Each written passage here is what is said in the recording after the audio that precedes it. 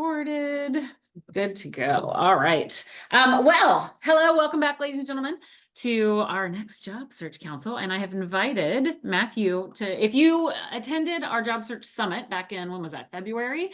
Matthew joined us to talk a little bit about all of the things around recruiting. So he is, if you don't follow him on LinkedIn, get over there, look him up and follow him. He's got some really great advice. He is definitely an employee advocate and really strong opinions, I would say, on certain parts of the job searching effort.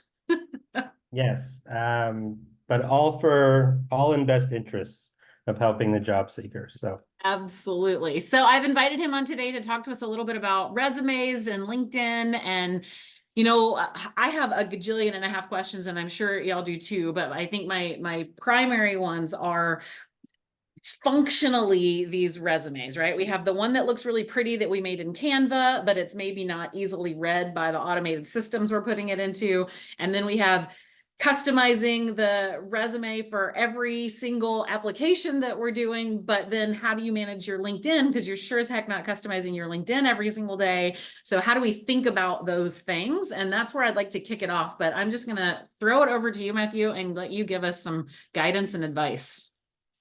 okay, well, again, thanks for having me. All throughout this, if anyone has questions later on, please follow up. I'm very responsive, one of my very, very many talents. But I am here to answer your questions.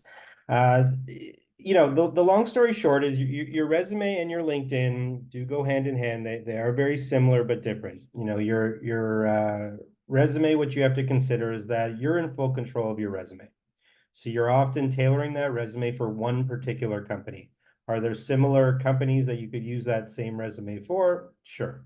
But you often want to remember that every job you apply to, so the very next job and then the very next job after that, you're going to be tailoring that resume. You're not reinventing the wheel. You are using one templated resume that you start from. And at that point, you're, actively tailoring it for whatever that job, is specifying. Most of them have a very limited amount of requirements that they'd like you to meet, and that's what you should be focusing on. Your LinkedIn, however, is your billboard to the world. Consider it this landing page that you have that passive companies, passive people in general can come and view you as a billboard you would see when you're driving down the highway. And if that billboard you're seeing driving down the highway isn't complete, is missing details, has spelling errors, you're probably not going to buy from that product or buy that product, use that service, whatever it may be. So, LinkedIn, although we're not going to be, editing it every day or tailoring it to something specific, we are using it as this landing page, as this templated billboard, our calling card, our business card to professional companies, job seekers.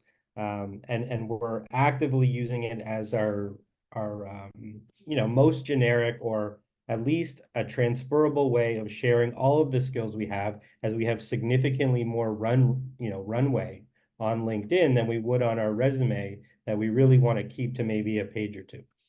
So LinkedIn forces you into the chronological resume format. Is the current thinking on actual resumes chronological, project-based, skills-based?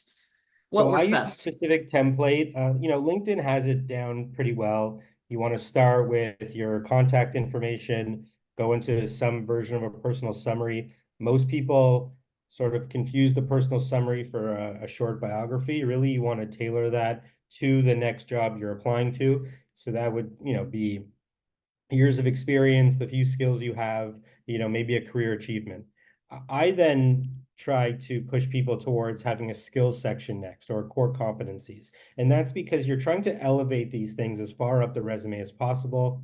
A lot of us now have 2-page resumes, maybe even 3, which are, industry, specific, if you have portfolios and things like that.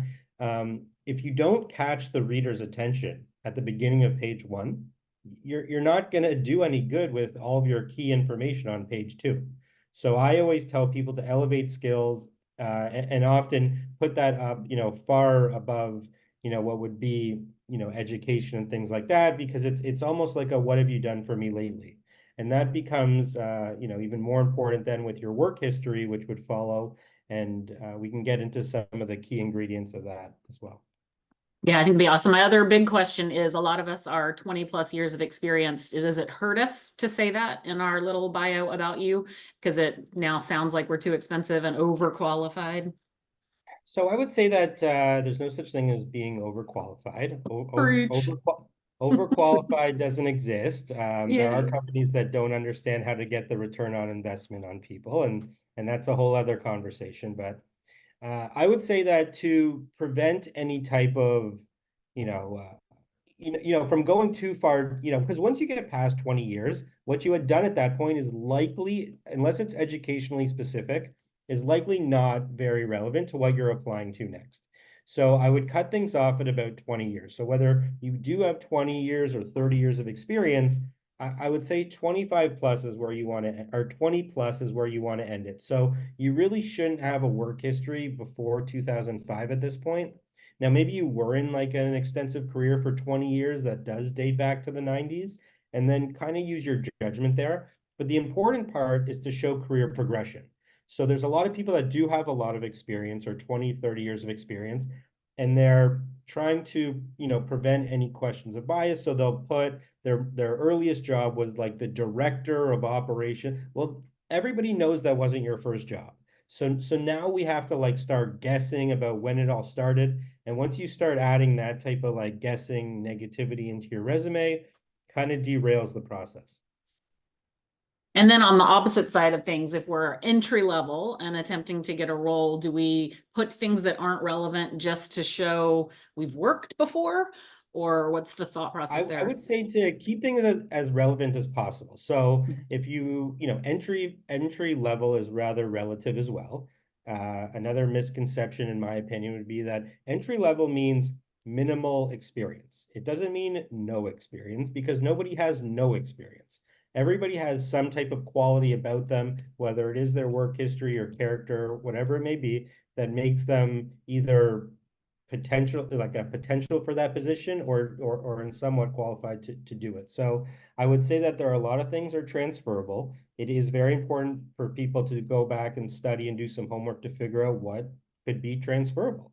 And I talk to a lot of like teachers and things like that who don't realize, let's say, for instance, or stay-at-home parents, how active or how relevant some of their experiences have been that make them transferable to do a lot of customer success roles, account executive roles. I don't know.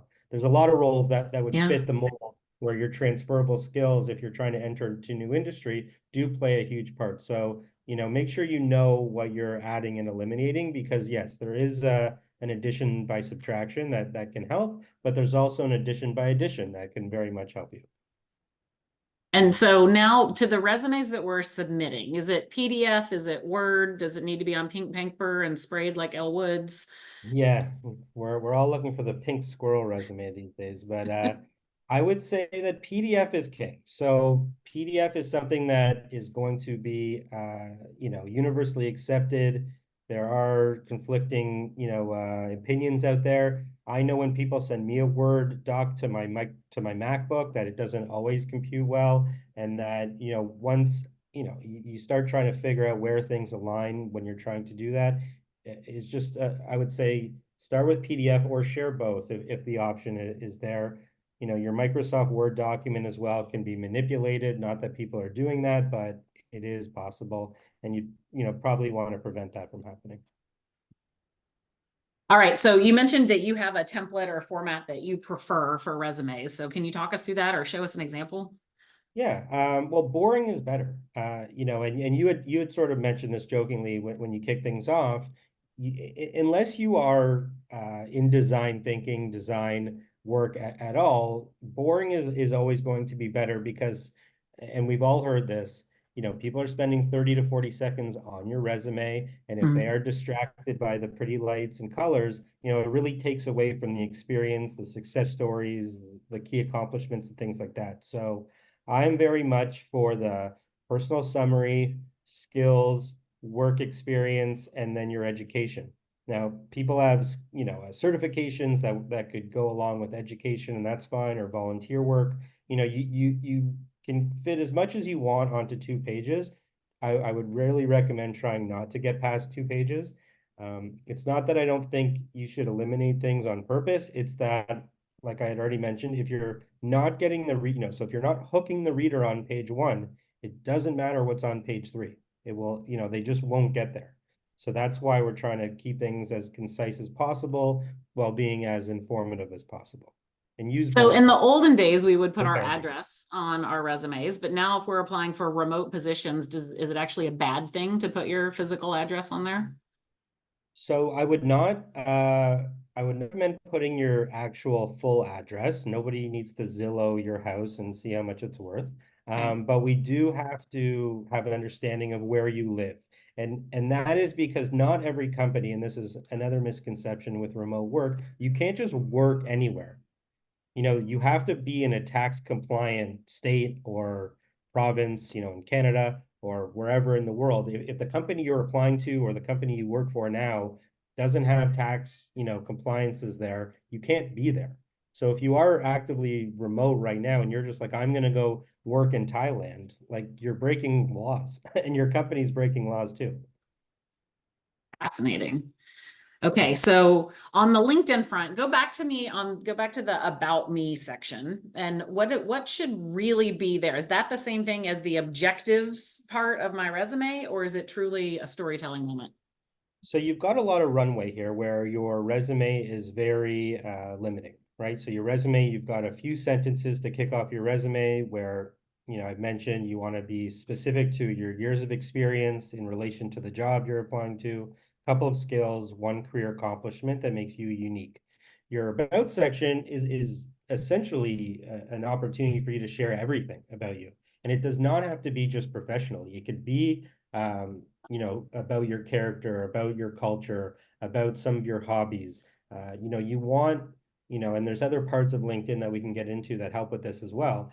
But you want to be as, descriptive as you can at this point with career accomplishments and be specific where they come from and create a biography, so to speak, that people can, get hooked on.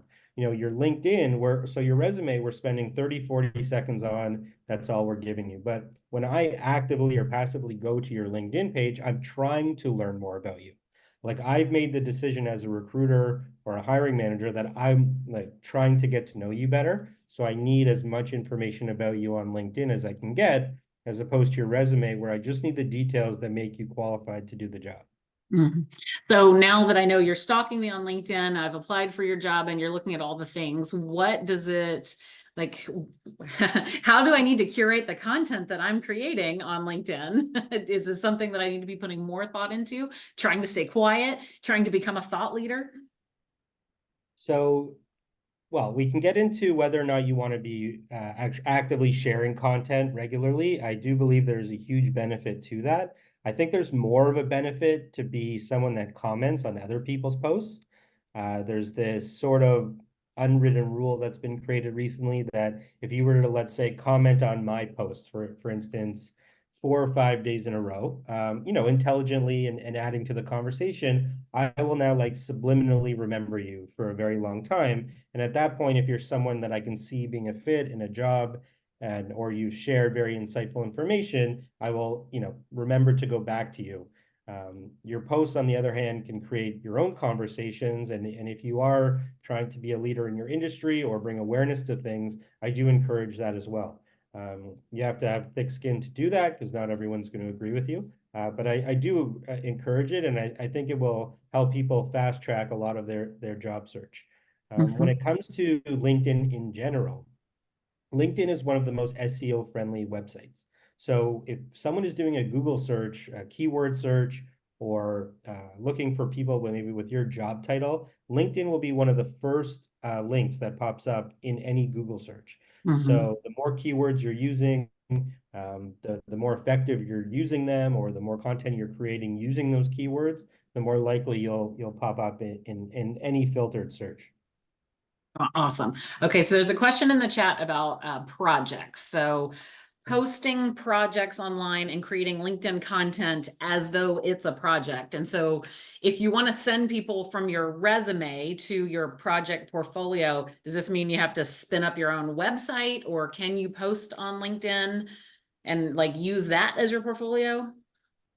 So there's a few options, and you mentioned a couple. Having your own website is rather affordable. So I would encourage most people to have one in general, especially if you are doing a lot of project work. If you have any portfolio at all, that way you can just hyperlink things from your resume, and people then can go actively search I would also suggest to people that are doing that level of work to consider down the road their own small businesses that they can sort of parlay from the work they're already doing. If somebody's already paying you to do this type of project work, other people will probably do that too if you're good at it. So having a portfolio people can go to from your resume, I would highly encourage. Now, there are people that tend to, and usually it's like educators and things like that who have been published a lot, and I get that will have these extensive lists of things. Make sure it's relevant to the next job you apply to, right? If you're distracting the reader from whether it's good information or not, because I don't want to take away from your success stories, just make sure it's relevant to what you're applying to rather than this lifelong accomplishment list, because eventually it'll just distract from what you really meant people to read. Yeah. Okay. And then Trace is asking how many achievements per experience item? So how many bullets do you put under each job? Good question. So I would say 5 to 6 is really the sweet spot. Now, this is an opportunity to think about what you're applying to or what the job description itself is asking. If the job description itself is only really requiring you to focus on 4 things, let's say, then talk about 4 things. If you're maybe applying to a huge company, Amazon, whatever, and they've got, 100 things wrapped into one. And we all know once we get a job, it's really like 200 things they want us to do. But, 5, 6 is generally the sweet spot. If you've had an extensive career of 20 years somewhere, whatever it may be, I can see that going to 8 to 10. But again, our resume is trying to stay to 2 pages, and you have to make sure that those bullet points have context. Telling me that when we can get, I don't know if you have a follow-up question to this, but I'll, say it now. Anyways, while we're on bullet points, your bullet points can't just be a list of what your responsibilities were, because everybody that has your job title in that industry probably had the same responsibilities. So none of that makes you unique.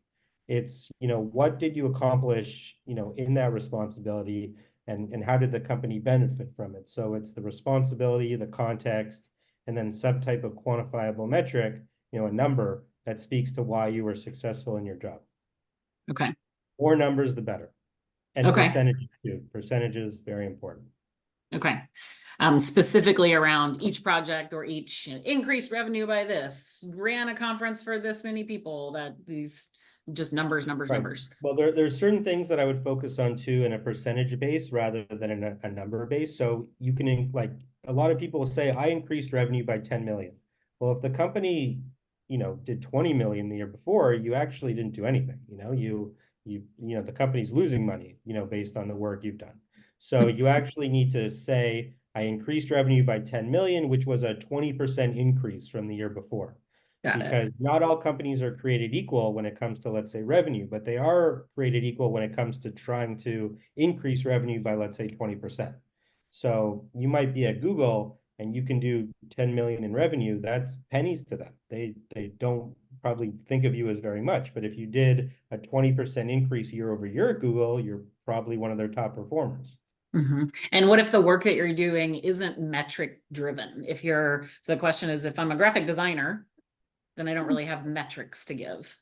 Right. So you can speak to, yeah, definitely certain things aren't quantifiable. I would speak to your team. Who you report to is very key. A lot of you will probably report to directors or VPs, COOs, whatever it may be.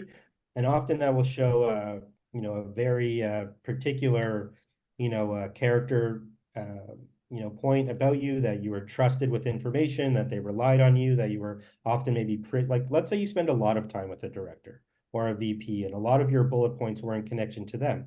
You might not necessarily be qualified to be the VP, but like you kind of are. Like you've done all of the work that they've done. They're just getting more credit for it. So if you show, that you have done that type of work with those types of people, and the next job you apply to starts with reporting to the VP, you are likely to be positioning yourself for an interview because you've already got that experience.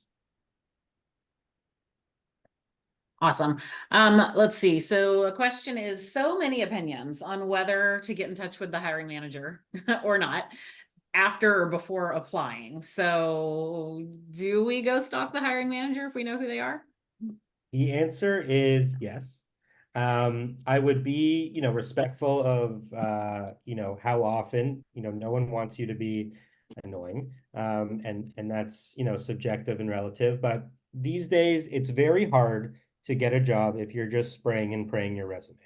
You need to build connections, and you're not just building the connection for this particular job.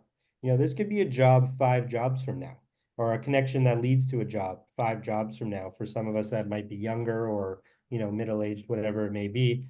um, what you have to do is set yourself apart and be very, very concise. So whether it's 24 hours, 48 hours, be respectful. Often some of these jobs, of course, if you're on LinkedIn, will say 1,000 people applied. So there is some, respect there where they just might not have got to you yet, where can fast track some of this by sending a concise message that says, hi, so and so, I applied to this job. I have X years of experience with the 3 requirements you're looking for. And at my previous job, I have this career achievement, which I understand is what would make me unique for this position. Can we set aside some time to discuss? So 3 or 4 sentences that are very, very specific to the job itself that you've applied to, and that you're aware of, or you have some type of career achievement, or you're aware of a solution that you can present that would make you a unique candidate. A lot of people, do themselves a disservice. They'll reach out to me specifically, let's say as a recruiter, and they'll say, can you find me a job? Or I applied to a job, can I interview? A lot of that is just, giving me homework that I just simply don't have time to do. It's not that I Yeah. don't want to do it, but if I had to do that 1,000 times, it would just be impossible. So do yourself a favor and be very specific, but do it very quickly. People don't want to read your 15 paragraph, message. They want 1 paragraph that does the homework for them. Yeah. Okay.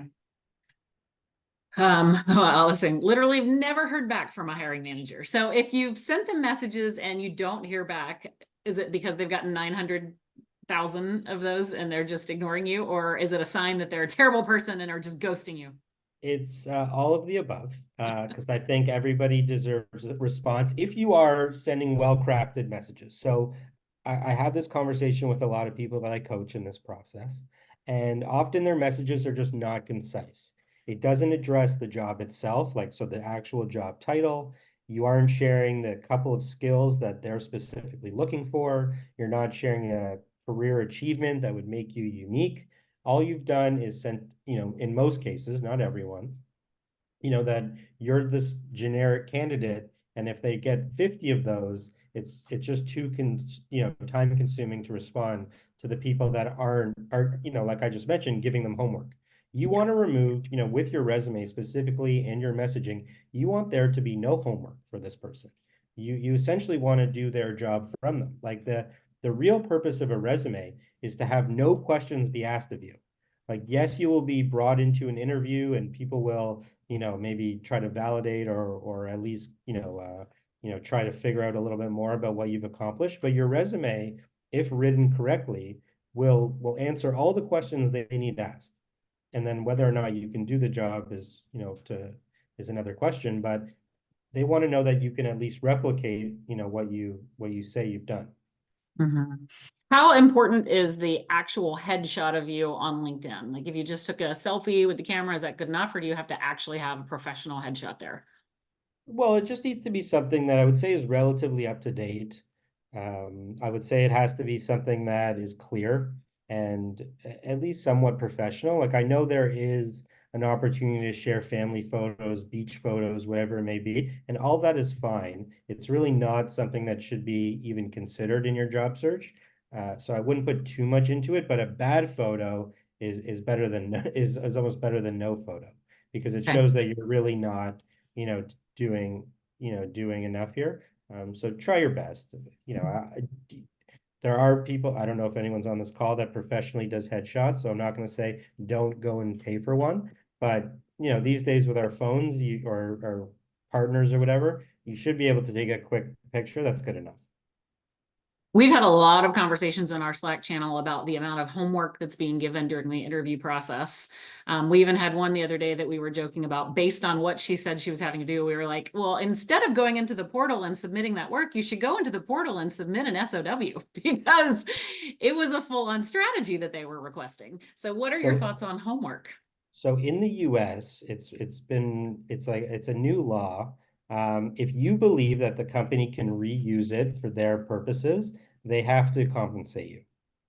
A number of companies are being sued because of, taking people's work from interviews and repurposing it for their own use. So it is becoming something that is a problem for some companies, some fairly big lawsuits as well. So if I'm not saying you should actively say I'm not doing any homework, because there does need to be some validation that you can actually do what you say you can.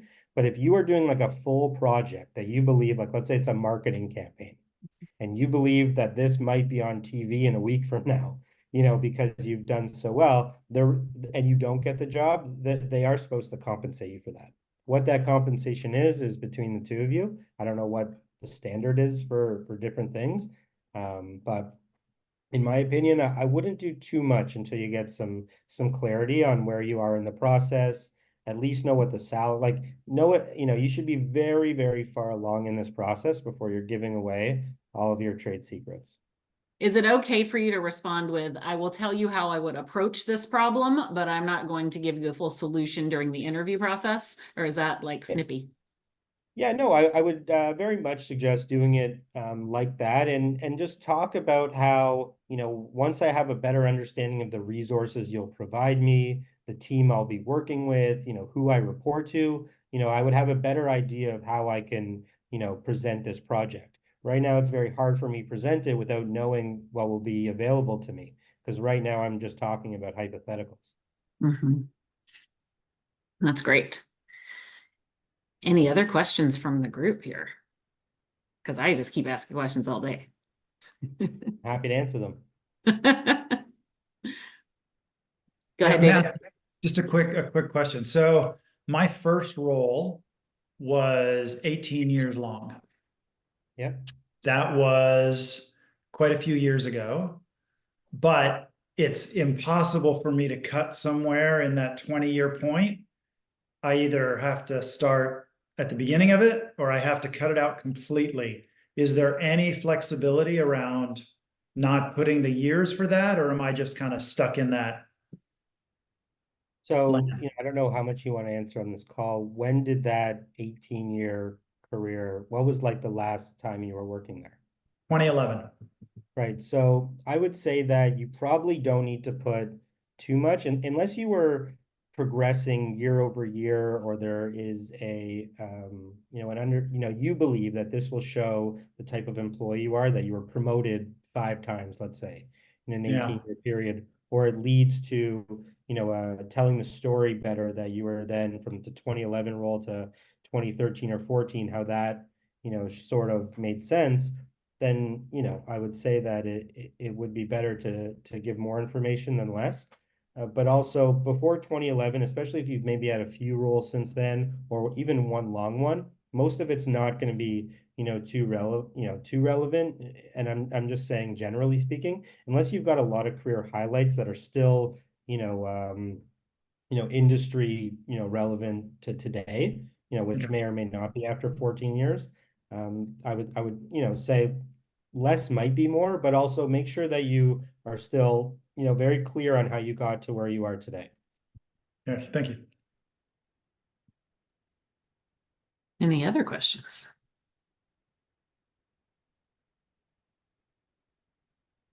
All right, so talk to me a little bit about these automated systems. So how come you have to re-enter all of your information every single time? Why isn't there just one account that just pulls it all in? Yeah, nobody likes Workday. I don't know why they're so big. We should all protest Workday. It's an added layer of homework that some can, I don't know. Most of this stuff is just filing cabinets, right? So the ATS system is not rejecting you. It is a person. And some of you are getting auto rejected very quickly because you aren't meeting certain qualifications that they have deemed to be, their most important requests, whether it's your education, whether it's certifications, certain types of things are mandatory and will remove you from the process. But at the end of the day, there is a human that made that decision, and there's also a human that is 99 times out of 100, are the ones that are deciding your fate. So if the ATS system is asking for something and you want that job, try to do as much of it as you can, because that is what that company is demanding of you, and that is your personal choice to sort of follow expectations. Do I think people should have to do that as often as they do? No, I don't think you should have to do that at all. But this is like cover letters. Nobody's reading your cover letter, but if it asks for one, you should send one. Cover letters are interesting. So I'm interested in the rest of you. Are you doing a cover letter for everything that you're applying for? No, yes, no, all over the board. Some yes, some no. Yes. So if the company is asking for one, then you should have one, right? Like, do what you're told, sort of, right?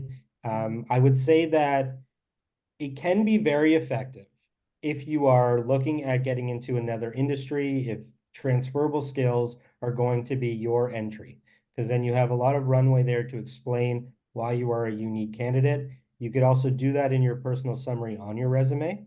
I would suggest that depending on how you're applying, if you have the option to send it as, either one, file or two, I would probably do two, because the people that want to read it are going to read it.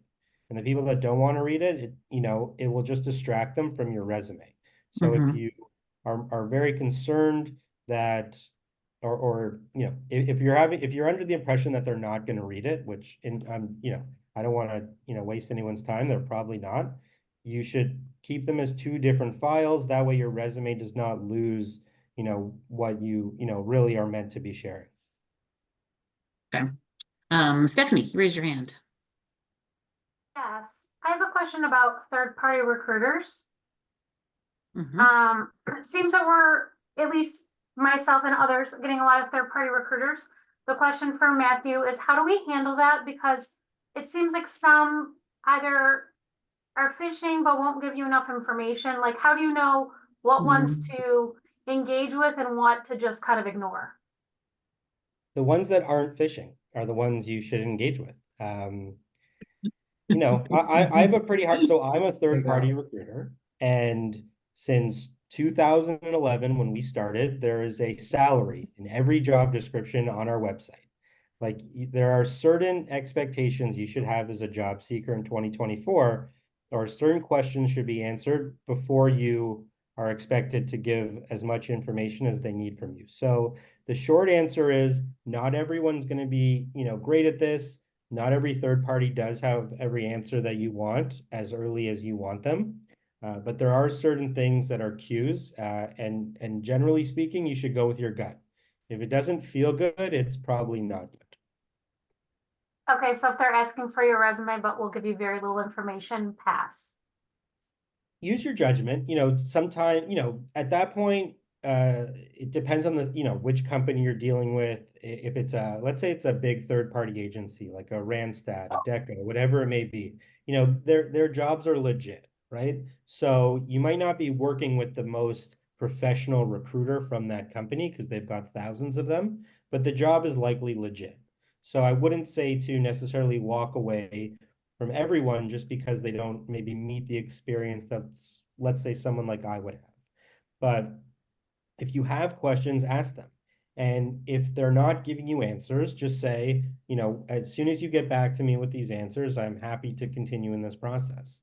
And I feel that, a lot of you can fall into this desperation. And sending a resume might not necessarily be the biggest obstacle. So, if that's all it is, sometimes it's okay to just do it. But, don't go running to give people your banking information too quickly. Thank you.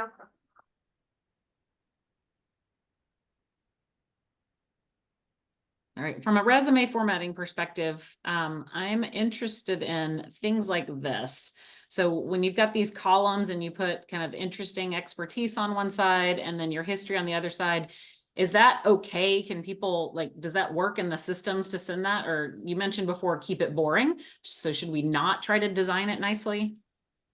I'm not saying that you can't design it nicely. Like the way you had it, for instance, those leadership bullets that you listed there, no offense to anyone, but those aren't skills. Like no one's, filtering you for those things.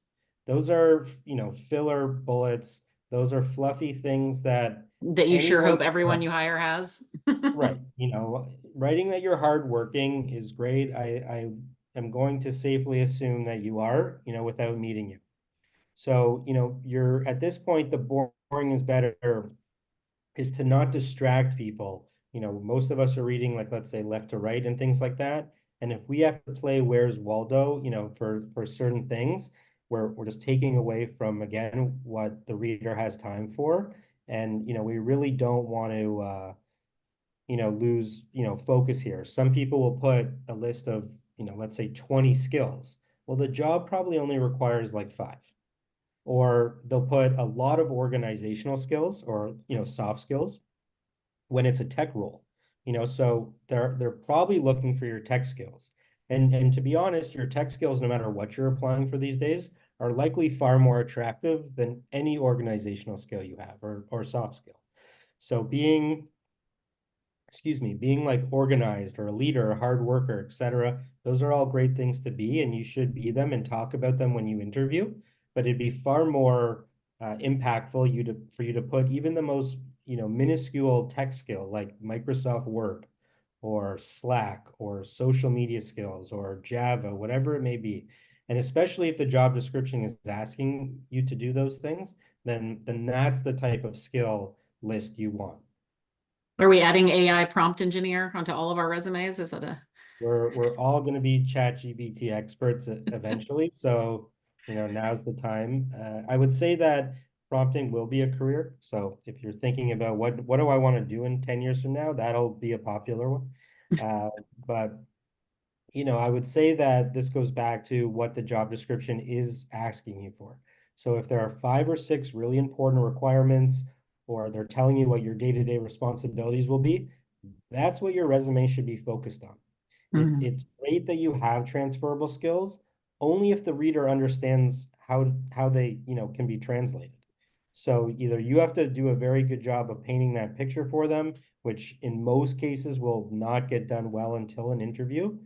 And if you're applying to very big job or big companies, so if we're applying to the Amazons, the Googles, the Microsofts, whatever it may be, you have to remember that your first line of defense, so the first person that's probably going to read your resume, is probably like some 20-year-old kid who has never done or will ever be able to accomplish what anyone here can do.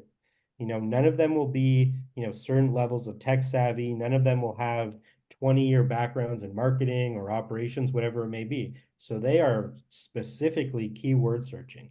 And if they, like I said, have to play Where's Waldo for where your experience comes from, or you're putting bullet points with no context, that's where you're losing your opportunities. So a lot of you are going to say, I was 100% qualified for that job. Why didn't I get it? In most cases, you probably were.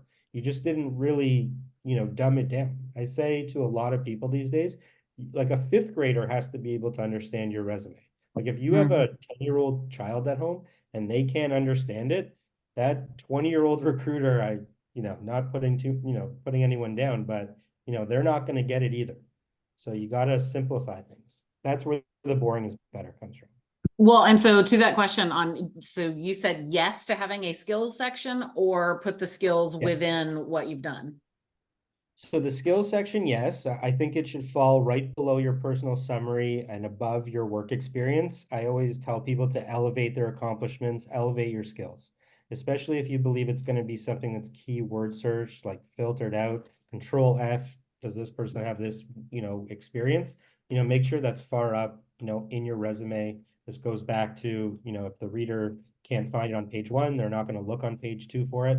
So you want to elevate that stuff. And I'd be very specific with your skills. So do not waste half a page listing skills that are not relevant to the job. You are hardworking because you said you are hardworking. That is not getting you the job.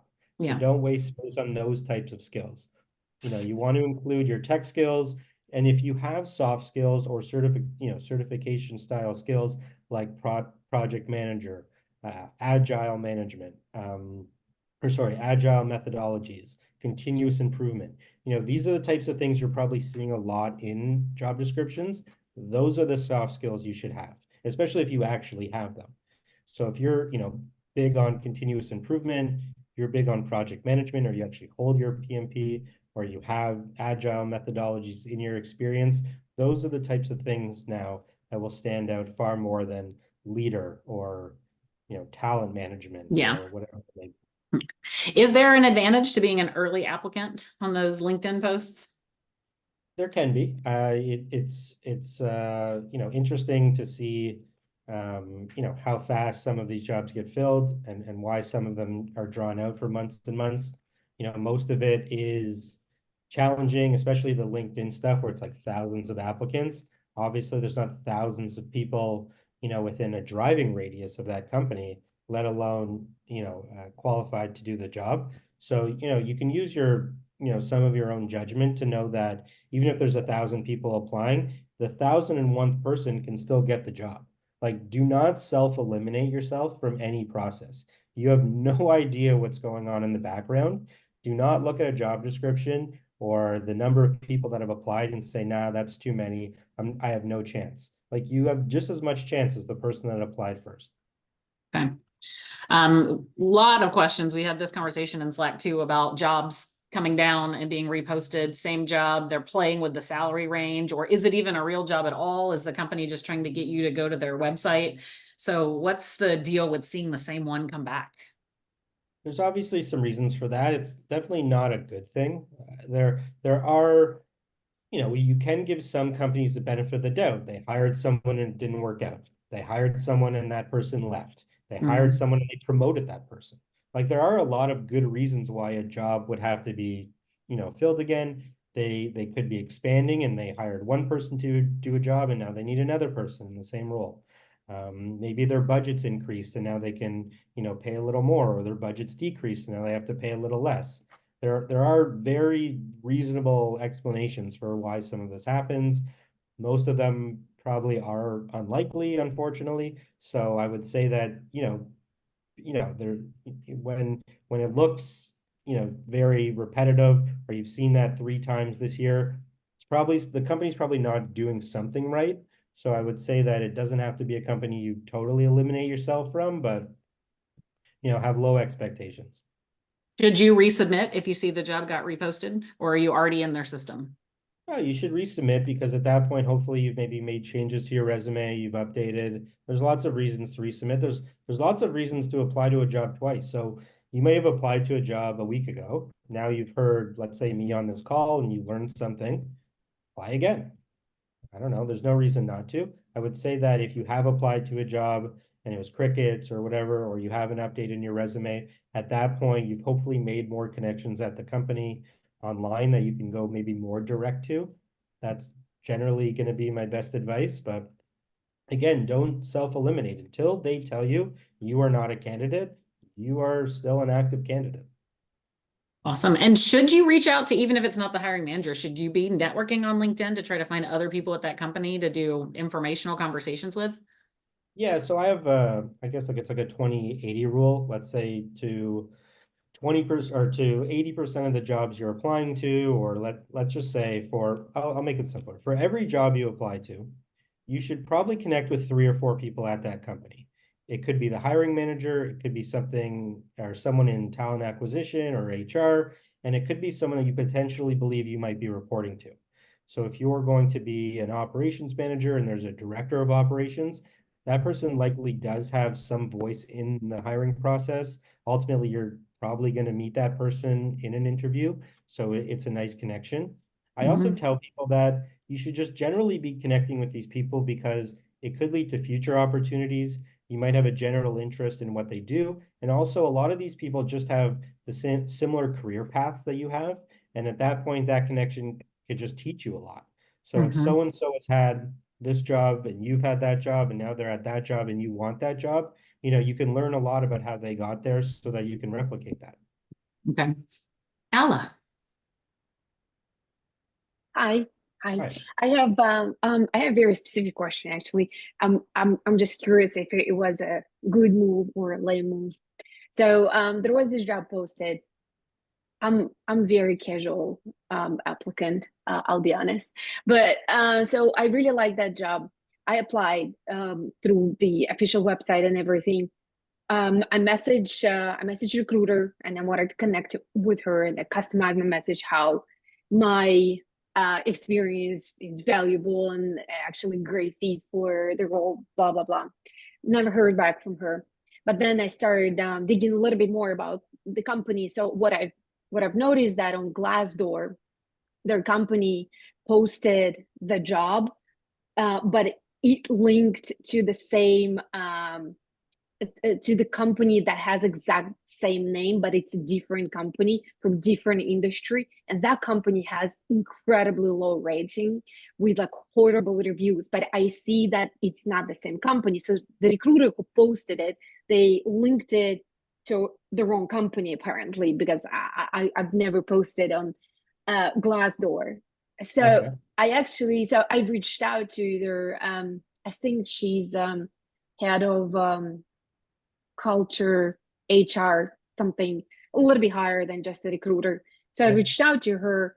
I didn't say anything about like, hey, I applied for a job and blah blah. No, I said, hey, I actually noticed that your company listed it with horrible reviews on Glassdoor because apparently there is a meat shop, like it's linked to a Right. wrong company. So I just wanted to point it out. And I never heard back from her as well. And so I'm trying to understand here. Is it because they don't read their messages on LinkedIn? She's too busy to read it. She read it and she was like, I don't care. Like, how do you not respond to a message like that? Like in my head, like Yeah, no, in most cases, there's two possibilities. One, they don't care. Two, they don't have, a reasonable response as to why that would be, a red flag. Those are the companies we should all run from and I guess. and be happy we don't have to work there, because the person that you message is probably not happy they work there. They probably have some type of micromanager that's like, who cares? Whatever. And, they're not even generally those people agree with you. They are just so far down the totem pole that they can't make change. So they just pretend it's not happening. It's just so weird to me. I would say like, oh well, thank you for pointing out. Bye. Peace out. Yeah. What And I'm happens like, is if please you do that, if acknowledge. they do that, then they've acknowledged it. And if they don't change it, it could lead to liability. Like, Mm, it's the same thing with like feedback in general. Like I know a lot of us want mhm, feedback in our process, mhm. but you're not going to get it because it can No. be twisted. The Mm. law is on the candidate's side, and companies can't fight those battles. It's very vague. Yeah, that's what I've noticed. Like if you ask for the feedback, you're basically setting them up for failure because they literally cannot say anything Hey, but if you vague want reasoning. Like, yeah. if you want feedback, you're never going to get what was missing, but you can Mhm. get what wasn't. So if you want feedback, almost get like a feed forward where it's, can you tell me what I did well? Because then you can figure out what you didn't, because Okay. companies will tell you what you did well because there's no Mm. liability there. Yeah, no harm You in were that. a Yeah. good speaker, you had all the qualifications, whatever, da da da da da. They're not going to tell you what you were missing, but if they tell you what wasn't missing, you could probably figure out on your own what was. Gotcha. Okay. Thank you. Do recruiters typically look at your LinkedIn profile to see who you're connected with at their company? Well, I look at all the profiles just to have a full understanding of who I'm, talking to or going to speak to. There is a bit of an opportunity to make sure things align, and it is good to see who people are connected to. A lot of what is benefit now, and it's not as popular as it should be. And I have a fairly large following, so I'm starting to connect with my clients to explain this to them. But when, let's say a company hires me to do a retained search, I have 100,000 followers. The amount of money that you are saving in marketing or gaining from the exposure I can give your company from one post is far more than your entire department can spend in a year.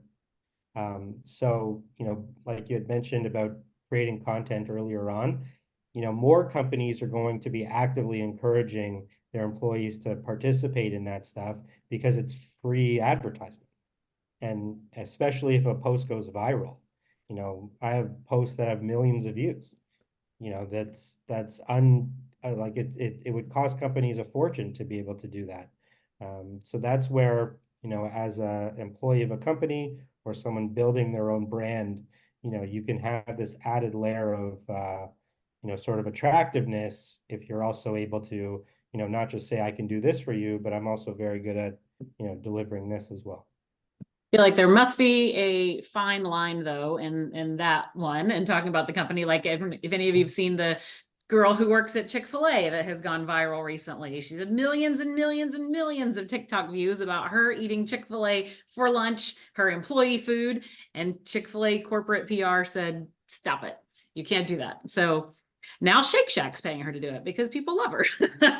Yeah, so it worked out for her, but Chick-fil-A is a bad example because good food, but some other moral issues. But if you're creating good content, or if you're sharing things that resonate with people and keeping it, out of politics, then companies should see the benefits. And I'm starting to see more companies lean on their employees for this stuff, because if you can get 1 or 2 employees to go viral, that's, more than your advertising budget would have ever been able to afford.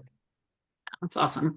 All right. Well, I really appreciate you spending an hour with us. Are you open to doing resume reviews if anyone here wants to reach out to you? How does that work? Yeah. You can go to recruitmentmadeeasy.ca. That's my website. I offer resume rewrites, reviews, career coaching. I often give away a lot of free reviews. Giveaway is probably not the right word, but I do a lot of free reviews on the weekends. I know that's a time for job seekers to do some homework. So if you're following me in general, you'll probably have some opportunities for those. And if you'd like some more one-on-one time at my website, you can send me a DM, and I'm pretty available and actively looking to help any of you with any part of your process. Sometimes it starts as a resume service, but often morphs into much more. It could be interview prep, could be really anything that'll help you just a little bit further along than you were before we started talking. Amazing. Well, thank you again for spending time with us. I will give everybody a 5-minute breather before we all have to move on to whatever's next in our lives. But thank you again. And we will see the rest of you back next Monday for week number 5. Thanks, Matthew. Can't thank you enough for joining. And we've dropped the link to his website in there, recruitmentmadeeasy.ca, and I'll drop it in the Slack channel as well if anybody needs it. Thank you. Thanks, everybody. Thank you. Bye. Bye.